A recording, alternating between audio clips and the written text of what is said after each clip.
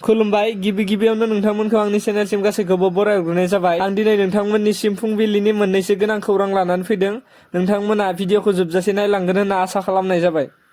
गिबि खौराङाव दं मैया दुलाराय बर' फरायसा आफादनि मोनसे थान्दै हानजा आरो बिटिआर सरकारा जथायै भारतनि नखर मन्त्रि मानगोनां मुस्रि अमित शाहखौ गोदान दिल्लीनि कृष्ण मेनन मार्गआव मोनाबिलिनि 5 रिंगायाव लोगो हमदों होनना मिथिनो मोननाय जादों। बिथां अमित शाहखौ लोगो हमनायनि उनाव दुलाराय बर' फरायसा आफादनि थान्दै हानजा आरो बिटिआर सरकारा जथायै गोबां बाथ्रा सावरायदों होनना मिथिनो मोननाय जादों। बिथांमोना सावरायदों दि 6 सिड्युलनि गोहो आरो खुंथायखौ गोहो गोरासिन खालामनाय आरो काउन्सिलनि रांखान्थिखौ बारायनो थाखाय भारतनि संबिजितनि 125थि एमेन्डमेन्टनि बागै सावरायदों होनना मिथिनो मोननाय जादों। आरो लोगोसेनो बिथां अमित शाहखौ कक्राझार जिल्लानि दतमानि बर'फा फोथाराव जानो गोनां दुलाराय बर' फरायसा आफादनि खुंगा 5थि बोसोरसालिया जथुम्मा 15 एबा 16 मार्चआव गाहायै आलासि महरै बाहागो लाफैनो थाखाय बिथांखौ हांख्रायदों, जेराव 3 लाखनिबो बांसिन बर' सुबुंफोरखौ मैखोमै बाहागो लागोन होनना मिथिनो मोननाय जादों। मिथिनाय बादिब्ला लोगो हमहैनायाव दुलाराय बर' फरायसा आफादनि मानाव गेदेर आफादगिरि मुस्रि दिपेन बर',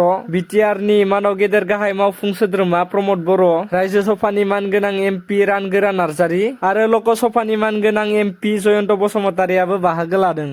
नेक्स्ट खौराङाव दं दुलाम मोसाहारिया थांनाय 30 जानुवारिनिफ्रायनो गोमानानै दं। मिथिनो मोननाय बादिब्ला सनितपुर जिल्लानि सिङाव थानाय सारिदुवार हालामनि 5 नं बगाजुलि गामिनि दुलाम मोसाहारिया थांनाय 30 जानुवारिनिफ्रायनो गोमानानै दं। नखरनि फोरमायनाय बादिब्ला हारसिङै बहाबा खारखोमानानै दं होननानै बुंदों नखरनि बिगोमा शंकर मोसाहारिया आरो बिथांनि नखरनिफ्राय खावलायदों दि सोरबाफोर नुसनबायोब्ला हमनानै दोननो खावलायदों आरो नैबे 7099668459 आरो 8638821509 जानबुं नाम्बाराव कल खालामनानै नुसनबायोबा खिन्थाहरनो खावलायदों।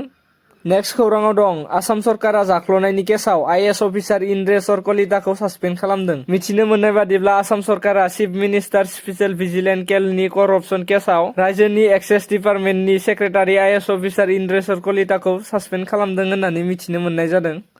नेक्स्ट खौराङाव दं सासे आइजो साबा फिसाजो गोनां बिजुमनि बर'आ गोमानानै दं होनना मिथिनो मोननाय जादों। बिथांनि फिसायनि फोरमायनाय बादिब्ला बहाबा आलासि जानो थांदों ना सोरजोंबा खारदों ना बहाबा खामानि मावनो थांदों जेबो मिथिनो मोननाय जायाखै होननानै मिथिनाय जादों। बिथां गोमानाय आइजोनि गामिया धेमाजि जिल्ला बग्रिगुरि गामि। फिसायनि मुङा राजकुमार बर' आरो बिथां गोमानाय आइजोनि मुङा बिजुमनि बर'। बिथांनि फिसायनि खावलायनाय बिथांनि बिसि बिजुमनि बर'खौ जेरावखि नुवा मानो हमनानै दोननानै 8039959620 जानबुं नाम्बाराव फन खालामनानै खोन्थाहरनो खावलायदों।